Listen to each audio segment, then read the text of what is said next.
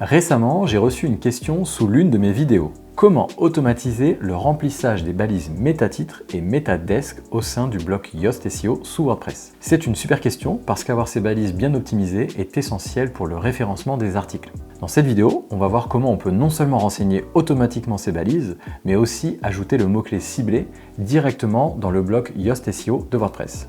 L'objectif, gagner du temps et s'assurer que chaque article publié est bien optimisé pour Google sans intervention manuelle. Allez, c'est parti!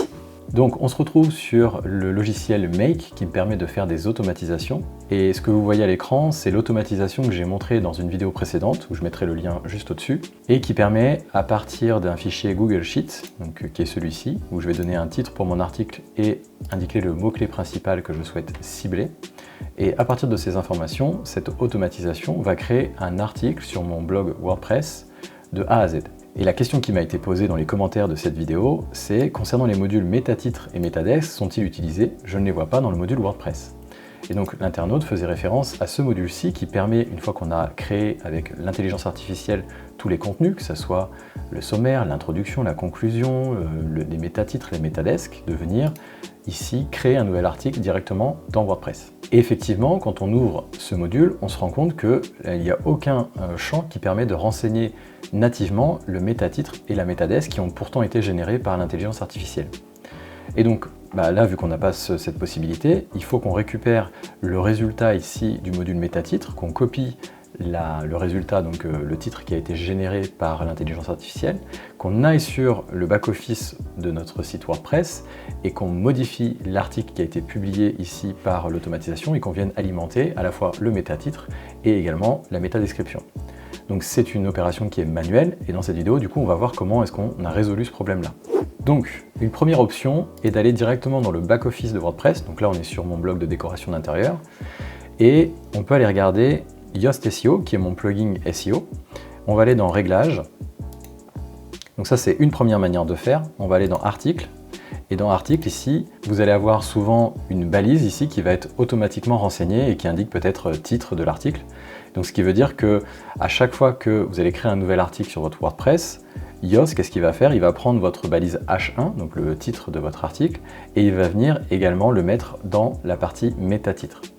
Et la métadescription, vous allez avoir aussi un autre champ ici, vous pouvez insérer des variables. Donc ça peut être titre de l'article ou autre chose. Moi, ce que j'ai fait ici, c'est que je suis venu créer des variables. Donc j'ai créé une variable qui s'appelle make Yoast métatitre et make Yoast métadescription. Et si je vais sur un des articles que j'ai publié récemment, par exemple celui-ci, on va prendre.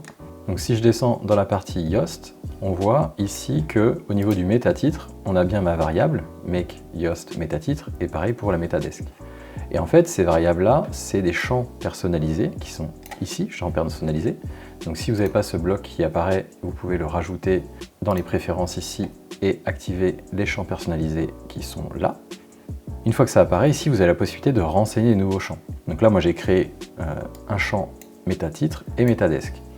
Et ici, j'ai demandé à mon automatisation de venir insérer le métatitre et la métadesk dans ces champs personnalisés. Donc ça, c'est une première façon de faire. Et pour cela, dans Make, ici, il suffit, lorsque je vais créer mon article WordPress avec le module Create a Post, il me suffit ici d'activer les Show Advanced Settings. Et là, je vais ajouter des métadatas.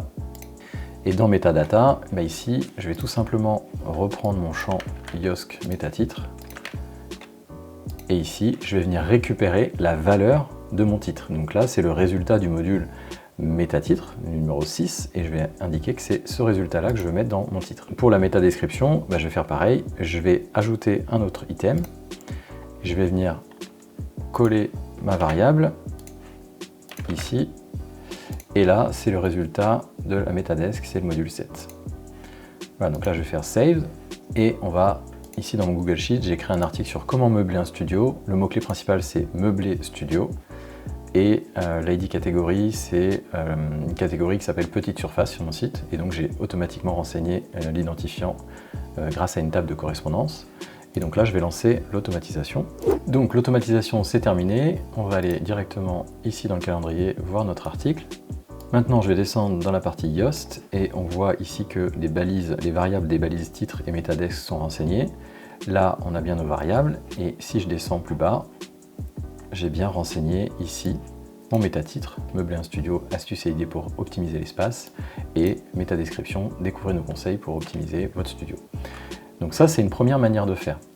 Mais il y a une manière qui est beaucoup plus simple et beaucoup plus efficace de renseigner ces balises méta-titre et méta-desk. Donc je vais tout supprimer et je vais vous montrer la manière la plus facile pour faire ce travail-là. Donc maintenant, ce qu'on va faire, c'est qu'on va se rendre dans le plugin Make et on va cliquer sur Custom API Fields.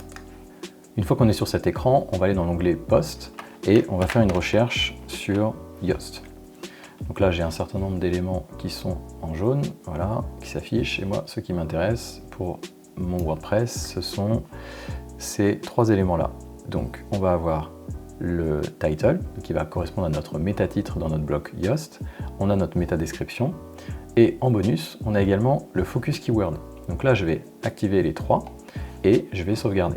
Petite pause rapide, si tu apprécies cette vidéo et que tu veux m'encourager à en faire d'autres, pense à mettre un like, ça m'aide énormément. Merci pour ton soutien, allez, on y retourne. Maintenant que j'ai sauvegardé, je vais venir copier-coller la partie méta-titre et je vais venir la coller directement dans mon module WordPress. Et donc cette fois-ci, on va refaire la même chose, mais on va renseigner directement la métadata au cœur du plugin Yoast, sans passer par des variables. Donc là ici, dans mon name, je vais faire title, je vais garder le résultat du module 107 qui est le module OpenAI qui m'a généré un méta-titre optimisé pour cet article, et je vais réitérer l'opération pour la métadesk. Donc métadesk ici. Et enfin, en bonus, je vais également vous montrer comment est-ce qu'on peut indiquer le mot-clé ciblé dans l'article. Donc là, c'est le WP SEO Focus Keyword que je vais venir également ajouter en metadata. Je vais venir le mettre ici. Et le Focus Keyword, dans mon cas, donc dans l'automatisation que j'avais précédemment montré, je vais le récupérer, c'est mon mot-clé cible, donc qui doit être ici, mot-clé principal, qui est récupéré depuis mon fichier Google Sheet. Donc là, j'enregistre. Et on voit bien que le mot-clé que je vais récupérer, c'est celui-ci. Et l'objectif, c'est que ce mot-clé vienne se renseigner dans le bloc Yoast SEO pour la partie mots-clés ciblés. Donc si je prends un exemple sur un ancien article, c'est la requête cible ici dans le bloc qui va être automatiquement préalimentée par mon automatisation Make. Donc maintenant que j'ai fait ma mise à jour, je vais relancer l'automatisation pour générer cet article. Voilà, donc l'automatisation vient de se terminer, on va retourner dans notre calendrier, on va faire un refresh et normalement on devrait avoir notre nouvel article qui est ici, qui est en mode brouillon, et on va aller modifier pour voir le bloc Yoast SEO, pour voir si nos données méta-titre et métadesk ont été renseignées, ainsi que le mot-clé ciblé principal au sein de cet article.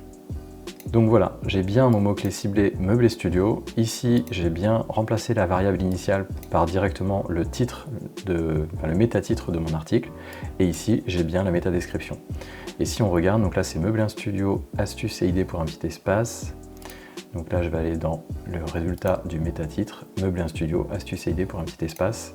Et pour la métadesk, on est sur optimiser votre studio avec des meubles astucieux. Et si je reviens, optimiser au studio avec des meubles astucieux. Et on a bien récupéré la requête cible qui était dans mon fichier Google Sheet ici. Grâce à cette automatisation, tes balises méta-titre et métadesk ainsi que ton mot-clé ciblé seront optimisés dès la publication de ton article. Tu gagnes du temps tout en améliorant ton SEO sans effort. Et voilà, je te dis à très vite pour une prochaine vidéo.